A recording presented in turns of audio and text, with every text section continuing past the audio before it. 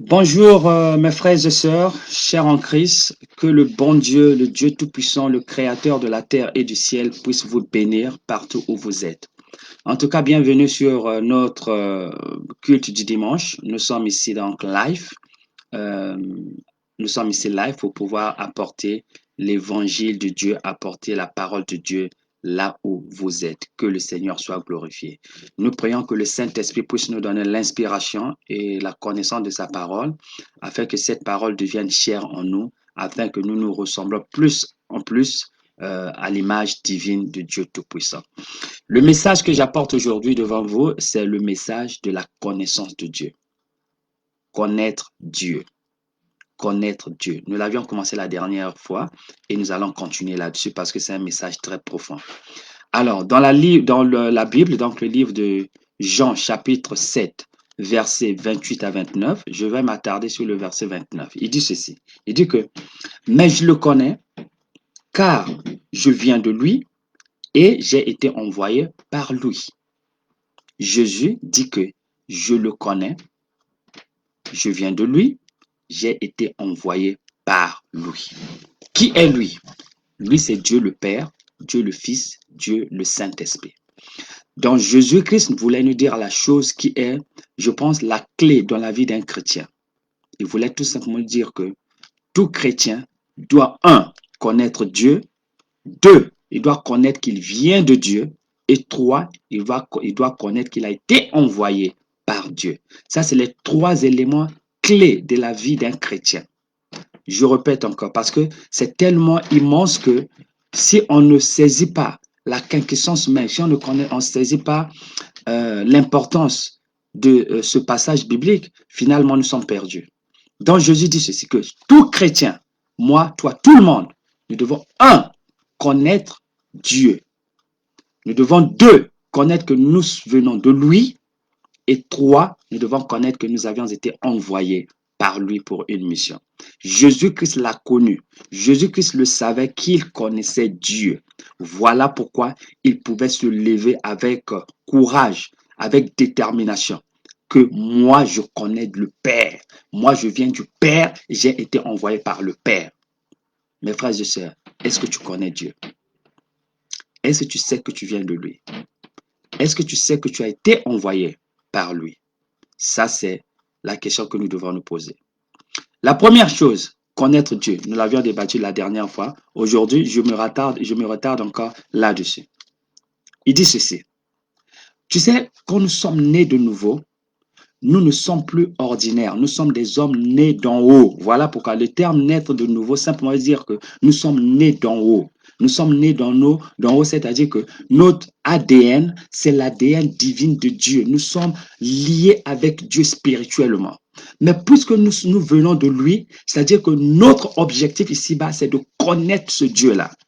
Enfin, on ne peut pas servir quelqu'un qu'on ne connaît pas. On ne peut pas s'engager à faire des choses pour quelqu'un qu'on ne connaît pas. On doit connaître la personne. Voilà pourquoi nous sommes en train de servir Dieu. Mais ça ne doit pas être du slogan, chers amis. Non, nous devons le connaître. Qui est ce Dieu-là? Plus on le connaît, on doit être accoutumé, on doit être habitué à connaître ce Dieu-là. On doit donc s'assimiler avec Dieu. Connaître Dieu, c'est ça.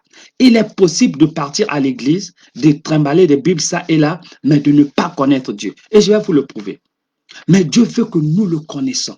Dieu veut que nous pouvons le sentir. Dieu veut que nous pouvons carrément le palper quand il est autour de nous. Nous devons avoir cette assurance-là que Dieu est avec nous. Voilà pourquoi, chers amis, la priorité d'un chrétien, c'est de connaître Dieu. Ne connais pas le nom des démons, oh ce démon, le nom de démon. Non, ça c'est rien du tout. Ça, ils sont sous tes pieds. Toi, tu connais seulement un seul nom. C'est le nom de Jésus-Christ. Voilà. Parce que la Bible nous dit que en prononçant le nom de Jésus-Christ, tout genou fléchira devant le nom de Jésus-Christ. Alors, pourquoi on va s'attarder à connaître, oh, ça c'est le nom d'un tel démon, oh, le nom du démon l'a fait ceci. Ça n'a rien à voir. Vous êtes en train de glorifier les démons ou quoi? Il faut connaître le nom de Jésus parce que c'est ce nom-là. Quand tu prononces ce nom, tout démon doit fuir. Quand tu prononces ce nom-là, tout démon, tout genou doit fléchir. Donc, c'est notre priorité. C'est la première des choses que nous devons faire, de connaître Jésus-Christ. C'est de le connaître. Fais de tout ton mieux pour le connaître. Quand tu le connais, il y aura une différence dans ta vie. Quand tu connais ce Jésus-là, quand réellement tu connais ce Jésus-là, je dis réellement, je ne dis pas que partir à l'église c'est connaître Jésus, c'est plus que ça. Quand tu le connais réellement, c'est là où tu vas voir la différence. Alléluia. Jésus avait dit à Marthe, quand on lui a dit que Lazare est mort, il est venu, il a dit, bon, montrez-moi là où vous l'avez enterré. Marthe, et puis il a dit à Marthe que ton frère va se ressusciter, ton frère va revenir en vie. Il a dit, oui Seigneur, je sais, le jour de la résurrection des morts, c'est là où mon frère va venir. Il dit, non, non, non, Marthe, tu ne connais pas à qui tu parles. Est-ce que tu me connais? Il dit que moi, je suis la résurrection et la vie. Moi qui te parle là, je suis devant toi. Est-ce que tu me connais? Voilà le problème. C'est que Marthe ne connaissait pas que Jésus était la résurrection et la vie. Voilà pourquoi elle a dit que, ouais, le jour de la... Il dit, non, non, c'est pas le jour de la résurrection. Je dis maintenant là, amène-moi là où se trouve Lazare et je vais le ramener en vie. Ça, c'est connaître Dieu, chers amis. Quand on le connaît, on sait que quelle que soit la situation dans laquelle nous nous trouvons, Jésus va ressusciter la situation. Alléluia. Est-ce qu'il y a une situation qui pue la mort dans ta vie? Appelle le nom de Jésus-Christ. Il va ressusciter cette situation. Mais cela ne se peut que se faire que quand on le connaît. Quand on le connaît, on ne se sent pas bien, on invoque le nom de la vie. Jésus-Christ est le nom de la vie. Quand on invoque ce nom-là, la vie apparaît et Jésus va remettre le tout en ordre. Pourquoi? Quand on le connaît. Voilà pourquoi. Tous les chrétiens doivent connaître Jésus-Christ. Il ne faut pas le connaître par slogan. Il ne faut pas le connaître parce que le pasteur le dit. Non, c'est pas connaître le pasteur. C'est pas connaître comment ça servir le pasteur, la bishop, comment vous les appelez. Non, c'est connaître Jésus-Christ. C'est ça. C'est le seul nom qui nous a été donné sous terre et sous le soleil. Et nous devons connaître ce nom-là. Et nous devons le connaître personnellement. Autre chose. Voilà pourquoi je vous ai dit qu'il est possible d'aller à l'église et de ne pas connaître Dieu. Il est possible de prier, de jeûner, de faire toutes ces choses-là et de ne pas connaître Dieu. Jésus avait dit à Philippe, Philippe lui demandait, montre-nous Dieu, comme ça nous saurons et comme ça nous allons connaître que c'est réellement Dieu. Vous savez qu'est-ce que Jésus avait dit à Philippe? A dit, Philippe, ça fait 3 ans que je suis avec toi. Ça fait 3 ans que tu es en train de manger, boire avec moi. Et tu me dis que tu ne me connais pas, Philippe. Tu ne sais pas que si tu me vois, tu vois Dieu le Père. Tu ne sais pas que moi, je suis l'incarnation de Dieu le Père. Tu ne sais pas que je porte Dieu en moi. Voilà ce que Jésus voulait lui dire. Et c'est le message que Jésus est en train de dire à tous les chrétiens. Est-ce que tu connais que Jésus est avec toi? Et tu connais que Jésus est à tes côtés? Est-ce que tu connais que Jésus mange avec toi, il boit avec toi, il dort avec toi, il marche avec toi? Quand tu es dans la voiture, il est avec toi. Quand tu es dans les cieux, il est avec toi. C'est ça le message que nous devons faire connaître aux chrétiens. De connaître que Dieu est avec toi. De connaître ce Dieu-là, le connaître personnellement. Alléluia. Quand on le connaît personnellement, ça change tout dans notre vie. Même la façon que nous mangeons, nous marchons, nous nous habillons, nous parlons, le tout change. Alors, que veut dire connaître Dieu? Autre chose. Connaître Dieu, c'est quand on arrive à télécharger la nature divine de Dieu en nous. Ça, c'est connaître Dieu. Quand on télécharge, quand vous téléchargez quelque chose dans votre téléphone mobile ou bien dans votre vidéo, ou bien dans votre ordinateur, vous téléchargez quelque chose, n'est-ce pas? C'est ça le software, le logiciel. Vous téléchargez ça dans votre vidéo, ou dans votre mobile phone ou téléphone mobile ou encore dans votre ordinateur. C'est comme ça. C'est-à-dire on télécharge la nature divine de Dieu en nous. Maintenant, cette nature-là devient notre nature. On commence à se comporter comme Dieu. On commence à parler. Celui qui connaît Dieu, c'est celui qui a eu l'opportunité de prendre Dieu, la nature divine de Dieu devient sa nature. Et quand la nature de Dieu devient ta nature, tu commences à parler comme lui, tu commences à se comporter comme lui. Où se trouve la nature divine de Dieu? Elle est écrite dans la Bible.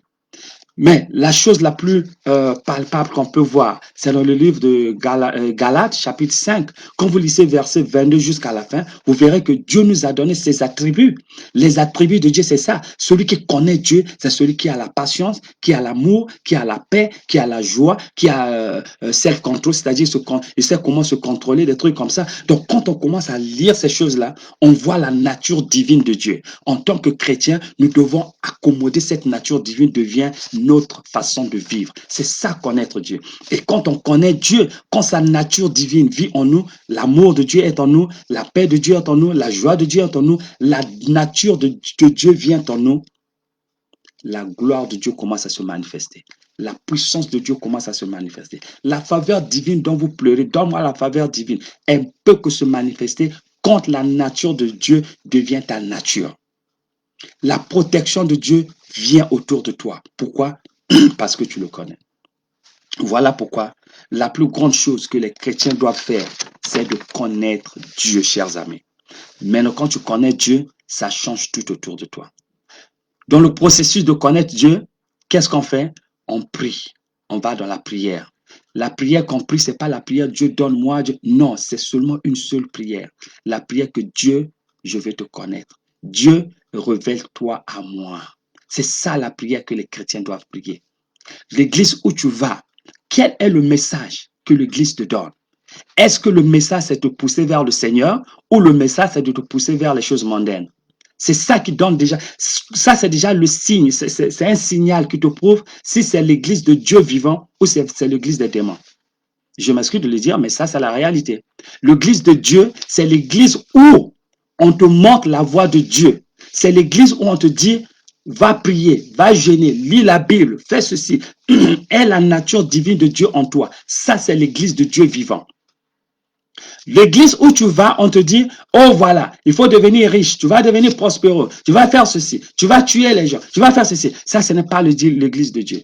Nulle part dans la Bible est écrit où Jésus enseignait les gens la prospérité. Non, Jésus nous a enseigné deux choses, chers amis. La première des choses, de connaître Dieu afin que la nature de Dieu devienne à nous et nous puissions révéler Dieu dans le monde entier. C'est ça, la première des choses. La deuxième des choses, Jésus nous a enseigné une chose, que l'homme ne peut que prospérer par le travail de ses mains. C'est-à-dire qu'on travaille, on se lance dans des activités productives afin de changer notre vie ici-bas. C'est ça le message. Vous voyez que dans le livre de Genèse, quand Dieu a créé le monde, il a dit que l'homme, tu dois le nourrir par quoi? Par le travail de tes mains, par ta connaissance, la sagesse. Dieu nous a donné la sagesse de pouvoir transformer les choses afin que nous puissions vivre ici-bas. Donc, l'église de Dieu doit vous apprendre à travailler. L'église de Dieu doit en principe vous apprendre à s'engager dans des activités rémunératrices, là où vous pouvez travailler. C'est ça l'église de Dieu. Et l'église de Dieu doit vous enseigner à tomber amoureux de Dieu, aimer Dieu de façon à ce que vous pouvez télécharger la nature divine de Dieu en vous et vous pouvez maintenant montrer ce Dieu-là dans le monde entier. Donc ça, c'est dans le processus de connaître Dieu. C'est la prière personnelle. La prière qu'on doit passer avec Dieu en pleurant que je veux de toi. Deux, fréquenter une église de Dieu vivant. L'église qui t'enseigne la voie de Dieu. L'église qui te montre comment aller vers le Seigneur. C'est ça. Et troisièmement, dans le processus de connaître Dieu, c'est la lecture de la Bible. La Bible, c'est Dieu en papier. La Bible, c'est Dieu qui s'est révélé lui-même à nous. Plus on lit la Bible, plus on commence à connaître Dieu. Et enfin, écoutez les prédications des hommes de Dieu. Par exemple, vous m'écoutez là, c'est des paroles comme ça, c'est des messages comme ça qui doivent vous, au fait, vous encourager à aller plus vers le Seigneur. Amen. Donc, voilà pourquoi Jésus disait que moi, je le connais. Moi, je connais le Père. La question est de savoir, mon frère, ma soeur, est-ce que tu connais Dieu? Si tu ne le connais pas, à partir d'aujourd'hui, commence à aller toquer à la porte que Dieu, je veux te connaître. La même Bible nous dit que si on le cherche, on le trouvera. Ceux qui le cherchent avec tout son cœur va trouver le Seigneur. C'est ça. Il a dit, cherche-moi, tu me trouveras. Nous devons le chercher de tout notre cœur. Nous devons le chercher avec toute humilité, avec un cœur humble, avec toute détermination. Que Père, nous voulons te voir, nous voulons te connaître. Et quand on le connaît, le reste des choses sera ajouté à vous. Alléluia. La deuxième des choses, Jésus leur dit que non seulement que je connais Dieu, je viens de lui. La question que je me pose aujourd'hui, ou que je pose à tout le monde, est-ce que tu sais que tu viens de Dieu? Dieu a dit, Jésus a dit qu'il venait de Dieu. Aujourd'hui, je vais te dire que quand tu es né de nouveau, tu viens de Dieu. Quand tu es né de nouveau, ton ADN est un ADN divin qui est lié avec le Seigneur. Voilà pourquoi tu viens de lui. Quand tu viens de Dieu, tu sais que tu es avec Jésus-Christ, que tu as été envoyé par Jésus-Christ, tu es assis avec Jésus-Christ. Quand tu connais cette connaissance, quand tu as cette connaissance dans ta tête, ça change tout autour de toi. Parce qu'à ce moment-là, tu n'es plus toi-même. Tu deviens un citoyen des cieux. Donc, ta citoyenneté change. Tu commences à avoir la citoyenneté que réellement que Dieu t'a donnée. Je vais vous donner un exemple dans la Bible. Il est arrivé quelque part où l'apôtre Paul a été appréhendé, on était de le tabasser, on voulait le torturer et tout. Mais quand il leur a dit que, écoutez, moi je suis un citoyen romain. Du tout, on a dit, ah tiens, tu es un citoyen romain. On a dit à tout le monde, stoppez, ne le touchez pas parce que c'est un citoyen romain. Vous voyez, ça a changé tout. Et de là, on a dit, puisque tu es un citoyen romain, tu as le droit d'apparaître devant le roi. Et nous allons t'envoyer à Rome. C'est là où tu auras. Et durant tout ton trajet, personne ne va te toucher parce que tu es un citoyen romain. Vous savez ce que ça veut dire? Quand tu connais ta citoyenneté, qui tu es, les démons ont peur de toi. Quand tu connais que tu es un citoyen des cieux, quand tu connais que tu es un citoyen qui vient de Jésus-Christ, les démons ont peur de toi. Les sorciers même te regardent et disent qu'il y a quelque chose de différent. Pourquoi? Parce que tu connais Dieu. Les forces de mal, quand ils te voient, ils voient que tu n'es pas seul, tu es entouré par le Seigneur. Ça, c'est connaître d'où tu viens.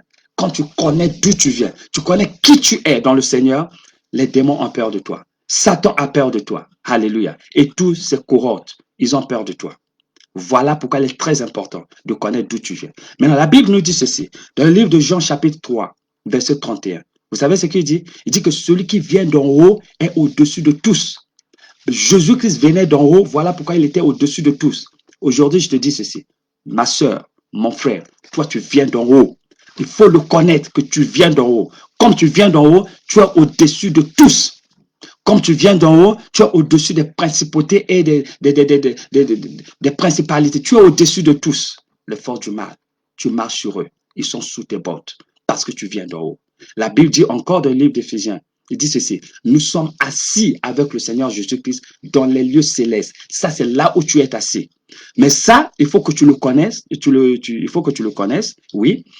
Il faut que cela ancre en toi. Il faut que cela devienne ta façon de penser, ta façon de réfléchir, que tu n'es pas ordinaire. Tu es extraordinaire parce que tu portes la nature même de Dieu en toi. Et quand tu portes cette nature de Dieu en toi, ça change tout. Jésus était au milieu des pharisiens et des sadducéens. Ce qui faisait la différence, c'est que les pharisiens connaissaient les Écritures, mais ils ne connaissaient pas qu'ils devaient venir d'en haut. Jésus connaissait les Écritures et connaissait qu'il venait d'en haut.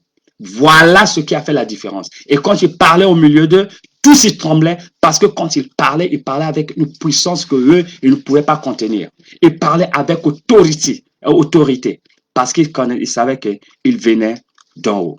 Donc nous devons connaître que nous venons d'en haut, chers amis. Alléluia. Pour finir, la troisième partie, Jésus dit que j'ai été envoyé par Dieu. Donc Jésus connaissait que il connaissait Dieu. Deux, qu'il venait de Dieu. Et troisièmement, il connaissait qu'il a été envoyé par Dieu. Aujourd'hui, mon frère, aujourd'hui, ma soeur, je te dis ceci. En tant qu'enfant de Dieu, tu dois connaître que tu connais Dieu. Tu dois connaître que tu viens de Dieu. Troisièmement, tu as été envoyé par Dieu. Dieu t'a envoyé pour une mission. Comme Jésus a été envoyé par une mission, quelle était la mission de Jésus? La mission de Jésus était de venir sauver, d'abord, révéler le Père au monde entier, que les gens voient le Père à travers lui. Quand ils vont voir le Père à travers lui, il va donc les sauver pour les ramener vers le Seigneur. Et troisièmement, il va sauver la terre qui était maudite. Voici la mission de Dieu. Et en partant, il a dit que j'ai accompli ma mission.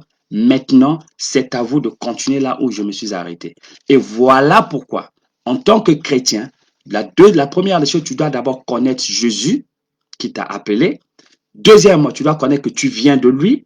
Et troisièmement, tu dois connaître que tu as été envoyé par Jésus pour accomplir, continuer la mission qu'il avait commencée. Dans le livre de Marc, chapitre 16, quand nous lisons versets 15, 16, 17, Jésus a bien dit que allez dans le monde, prêchez l'évangile, faites de toutes les nations mes disciples, n'est-ce pas? La même chose est écrite dans le livre de Matthieu, chapitre 28, verset, je pense, 20 par là. Il dit la même chose. que allez dans le monde entier, prêchez l'évangile, faites de toutes les nations mes disciples. Ça, c'est la mission que Dieu nous a donnée. Voilà pourquoi tu dois connaître que tu as été envoyé par Dieu. Quand tu connais ta mission, que Dieu t'a envoyé, Dieu va te combler de toutes choses que tu veux. Tout ce que tu as besoin, il va te le donner. Pourquoi? Parce que tu es son ambassadeur. Il veut que tu puisses accomplir cette mission qu'il t'a donnée. Quand on envoie un ambassadeur à l'étranger, c'est la nation qui s'occupe de l'ambassadeur. C'est la nation qui lui donne tout ce qu'il a pour accomplir sa mission diplomatique. C'est pareil comme toi et moi. Nous avions été envoyés par notre pays qui est le royaume des cieux. Nous sommes là des ambassadeurs de Dieu et nous sommes là pour accomplir notre mission diplomatique qui est de ramener, d'abord de révéler Jésus-Christ au monde entier. En le faisant, nous allons ramener les âmes vers Jésus-Christ. Voilà pourquoi l'objectif principal, c'est d'abord de connaître Jésus-Christ afin que sa nature divine devienne notre nature et comme ça, nous pouvons donc révéler ce Jésus-Christ-là au monde entier. Quand nous le révélons au monde entier, qu'est-ce qui va se passer? Nous pouvons ainsi ramener les âmes vers nous. C'est ça l'objectif. C'est ça ce que l'Église de Dieu doit apprendre aux enfants de Dieu, c'est de connaître d'abord Dieu le Père et connaître qu'il est avec toi et il restera avec toi. Maintenant, dans le processus de pouvoir accomplir donc la mission que Dieu nous avait donnée, voilà pourquoi nous sommes en train d'insister que chacun de nous doit connaître sa sphère d'influence. Vous savez que le monde, toute l'économie mondiale est divisée dans différentes sphères d'influence. Nous avons la politique, nous avons les finances, nous avons le sport, nous avons la santé, nous avons l'éducation, nous avons les arts, nous avons toutes ces choses. Ça, ce sont des sphères d'influence. Chacun de nous a une sphère que Dieu t'a donnée. Maintenant, en tant qu'enfants de Dieu, nous sommes des agents secrets de Dieu. Nous sommes comme des espions. Nous sommes les porteurs de l'information. Nous allons pénétrer dans toutes ces sphères d'influence pour pouvoir apporter l'évangile, la gloire de Dieu, la lumière de Dieu dans chaque sphère d'influence. Nous devons pénétrer dans la politique. Nous devons pénétrer dans l'économie. Nous devons pénétrer dans l'éducation. Nous devons pénétrer dans le sport. Nous allons pénétrer dans la santé. Nous devons pénétrer dans les arts, dans toutes ces choses-là. Quand nous arrivons, nous sommes les agents de Dieu. Nous apportons la lumière dans ces sphères d'influence et ainsi nous révélons Jésus-Christ dans ces sphères, dans là où nous nous trouvons. Quand on révèle qui Jésus est, ça sera facile de pouvoir amener ces âmes-là vers le Seigneur. C'est ça notre objectif. Ça, c'est la première des choses. La deuxième des choses, nous devons aussi connaître que nous avons des talents et des dons que Dieu nous a donnés. Nous avons des dons spirituels que Dieu nous a donnés. Tu dois le connaître, on l'avait dit la dernière fois. Et nous avons aussi des talents naturels que Dieu nous a donnés. Quel est l'objectif? L'objectif de ces talents, c'est de les perfectionnifier, de faire de telle sorte que ces talents-là deviennent professionnels. Par exemple, si tu chantes comme un professionnel. Quand tu écris des livres, des bouquins, tu écris comme un professionnel. Quand tu es en train de peindre, de faire des trucs comme ça, tu es dans le sport, tout tu fais avec professionnalité. Pourquoi? Parce que quand tu le fais, les gens seront attirés vers le service que tu es en train de faire. Quand ils viennent vers toi, maintenant tu prêches l'évangile pour leur amener vers le Seigneur. Donc, Dieu nous a donné ces dons et ces talents afin que nous les utilisions comme étant une plateforme que nous devons utiliser pour pouvoir atteindre les gens, quoi, pour pouvoir leur prêcher l'évangile. Donc, ça, c'est la deuxième des choses. Et la troisième des choses, nous devons s'engager dans ce qu'on appelle servir notre communauté, servir notre société, servir les gens autour de nous. Quand on commence à apporter, à les servir, qu'est-ce qu'on fait? On est en train d'utiliser cela comme l'appât. Vous savez, comme pour ceux qui vont à la pêche, ceux qui vont utiliser la maison. Qu'est-ce qu'on fait? On utilise l'appât, on met sur la maison et on jette ça pour que le poisson vienne pour avaler ça. Quand le poisson avale, et voilà. Donc, les services que nous utilisons, c'est de l'appât. C'est une stratégie que nous utilisons pour pouvoir prêcher l'évangile. Par exemple, il y a des pauvres autour de vous, vous allez leur donner à manger. Et quand vous leur donnez à manger, vous êtes en train de servir votre société. En le faisant, vous prêchez l'évangile. D'abord, vous êtes en train de montrer l'image de Dieu, que c'est un Dieu d'amour. C'est un Dieu qui donne à manger à tout le monde. Et quand vous le faites, vous êtes au fait en train de montrer l'image de Dieu et faisant ainsi, il sera facile de leur prêcher l'évangile que voilà, Dieu est amour, il vous donne à manger, maintenant venez au Seigneur. Voilà comme ça, ils vont venir au Seigneur. Donc, on s'engage dans le service pour servir notre société, notre nation. Ainsi, nous aurons l'opportunité de gagner les âmes pour le Seigneur. Alors, chers amis, en conclusion, qu'est-ce que nous devons dire?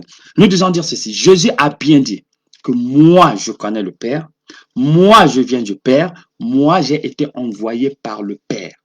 En tant que chrétien, tu dois aussi se lever avec courage, dire que moi, je connais Jésus-Christ, moi, je viens de Jésus-Christ, moi, j'ai été envoyé par Jésus.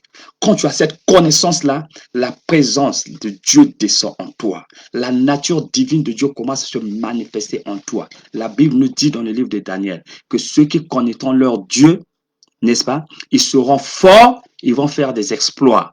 C'est ce que la Bible nous dit dans le livre de Daniel, que ceux qui connaîtront leur Dieu, c'est-à-dire que quand tu connais Dieu, tu deviens fort et tu commences à faire des exploits. Ces exploits ne sont pas seulement des miracles qu'on voit ici. Au fait, beaucoup d'entre nous, nous sommes en train de, comme qui dirait, de choisir l'homme de Dieu par rapport au miracle qui se passe à travers lui. Mais ça, c'est la dernière des choses. Ça, c'est la plus petite des choses. Ça, c'est la bassesse des choses. Il ne faut pas aller à l'église parce qu'on fait des miracles ici et là. Non, ça, c'est la moindre des choses.